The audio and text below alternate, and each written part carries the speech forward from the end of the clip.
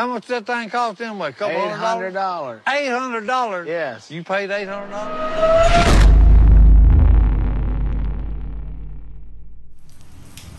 What's up, guys, and welcome back to the channel. It is pouring rain outside. I'm stuck in the house.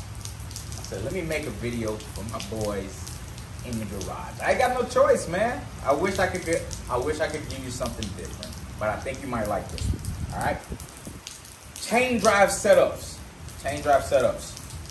High horsepower bike, low horsepower bike, stunt bike, all this. Chain drive setup. That's all I'm gonna say. Chain drives are for the guy who is a little bit more aggressive with the bike. I'm not gonna say horsepower. I'm not gonna say torque numbers. But if you're putting down more than stock, more than what the factory gave you, you are taking a chance by the way you ride the bike. So if you're one of those guys that really don't ride that tough and you just on it and you're cruising, yeah, you got no problem. Stick with a belt. My bike was 136 horsepower, 133 foot-pound of torque, belt. No issues. I made more horsepower. I made more torque than that, belt. No issues, no problem. Granted, we're on a brand new bike, so it's a brand new belt. I know how far to take it. I know how far this belt has been. I know how I treated it. You buy a used bike, you build it. You guys got to figure that out on your own, okay? Because you don't know how that other guy rode it, but maybe you do. So, now what I want to go into is why I chose to go chain drive. This is me. And then I'm going to give you the pros and the cons, because I feel like you probably want to know. My reason, it wasn't because of horsepower, it wasn't because of torque, it was because strictly reliability. We try to make these bikes as reliable as possible because we want to take them so far. We want to put big miles on them, we want to take big stretches of rides, and we want to change out all the weak links, the compensators, the oil coolers, all these other things to make these bikes as reliable as possible and as comfortable as possible. Now, my main focus and main reason was if I take this bike, say out of town, if I'm going somewhere far and I'm 6-7 hours away from the house and I pop a belt, that's a lot of work to get to that belt. It's a lot of work. If I was next to Harley, a dealership, they're not gonna do that in just like 2-3 hours. That's not happening. It's really not happening. So I said, you know what? So I don't be the guy to break down and ruin the trip. I'm putting a chain drive on the bike, okay? And I know how I ride sometimes. One day it could just be my lucky day that I break a belt. Now I'm stuck, and I don't want that. I hate to be in a situation where I could have prevented something from happening and I didn't do it anyway. You know what I mean? So let's go with the pros. Let's go with the cons. Which one you want first? Cons. You got cons. Noisier. It is what it is. It's metal on metal. I'll tell you what system I got. I got an EK chain, and I have the Vulcan kit, the conversion kit. I think that's the best you can get. Everybody's gonna say, hey, listen, everybody's gonna say that's the best, right? I got a sport bike, high horsepower sport bike. I run the same type of chain on my sport bike as I run on this damn Harley.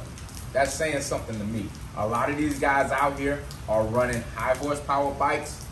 They need a chain they can rely on. If you've never heard of some of these chains, how can you go with? Nah, not me. I'm going with something I know, a brand I can trust, and never let me down anyway. I run a 300 horsepower Hayabusa on the same style of chain. That's all I'm saying. I ain't saying this is the best or he's better than anybody else, but I say it's a damn good chain. Like I said, the Vulcan chain drive conversion kit. Then on top of that, I ran the Kraus axle and adjusters. I know I'm supposed to get back to the cons. I'm gonna get to it. I want you guys to know this first. The Kraus axle and adjusters, because after a while your chain will start to loosen up. That's my point I'm getting to. Another con. When that chain loosens up, you got to be able to fix it. You're out on the highway or you're out of town and you're hearing it slap around. You're feeling it pull one side, then the other. You can go back there and physically adjust it yourself. I'll show you in a minute. Another thing, another con. it's messy.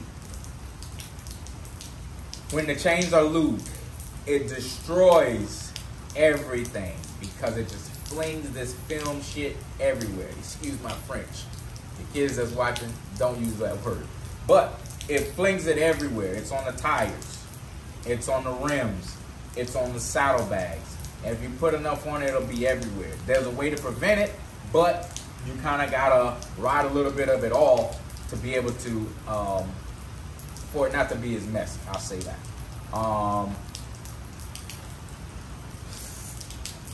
I mean, maintenance. You guys are good on your maintenance. If you're good on your maintenance, you won't have an issue. But it is a lot of work. You do need to keep this thing clean and keep this thing loose. A belt, you don't need to do anything to it. They stretch. A belt stretches. But it only can stretch so far. It can only do so much. When you got a chain, it's locked in, it's keeping you there. But at the same time, if you don't take care of it, it's going to give you a rough, nasty ride. Okay? Just like the chain on your dirt bikes when you were a kid, just like the chain on your sport bikes. All the same, you will get tight and loose spots. You can't have that. Once you see it, that chain needs to come off of there, man. You don't want to break a chain, okay? Because you're not maintaining it the right way. Moving on past that, let's get to the pros, baby. Pros. Big horsepower. You guys with big horsepower, if you beat on your bike enough, you're going to pop a belt. No ifs, ands, and buts about it. You're going to pop a belt. They purposely put a chain conversion kit out there for you because they know some people are romping on those bikes right off the hit, burnouts, wheelies, all those different things. Conversion kits made for you, okay? Problem solved. That right there, problem solved. So guys, if you're a horsepower freak, right?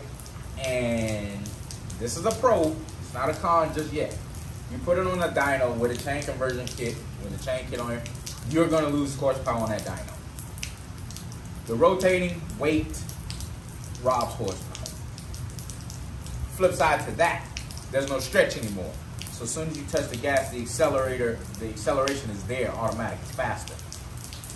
I'd rather take the seat of the pants feel over a number that I'm reading off a graph. Sometimes you don't feel those numbers anyway. You feel the seat of the pants.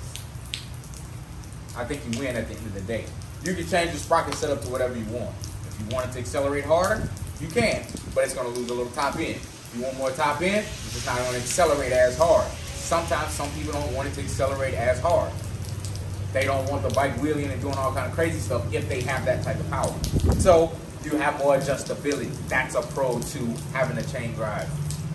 Just me. It will pull better. That's just what it will do. And it's more reliable. You can't beat it. There's nothing that'll beat a chain drive. I don't care what kind of belt drive you say you got. If you ever look at a bike with a chain, he knows something. I don't give a damn if it was a 103 motor. I don't care if it was a 98, 88, whatever those motors. It doesn't matter. He knows something. He knows he's not gonna go out here and get stuck. He does miles. He tries to lay rubber down. It is what it is.